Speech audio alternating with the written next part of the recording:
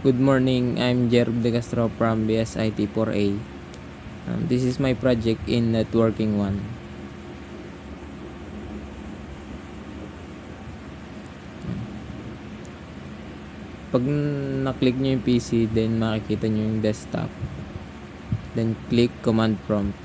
Yan, dito tatype nyo yung ipconfig all, ipconfig release, tsaka ipconfig renew. Yan. Pag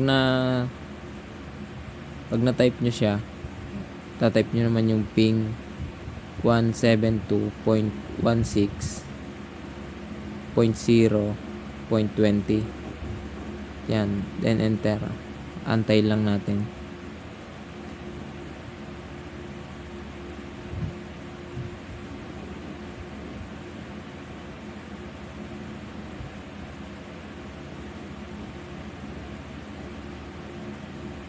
Yan na siya, okay na siya.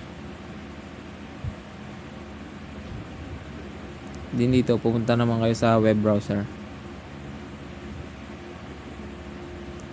Tatry natin kung gagana.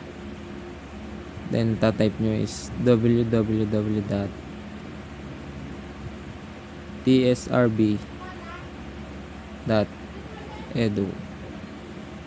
Then enter. Yan, makikita nyo po dyan na nagra-run.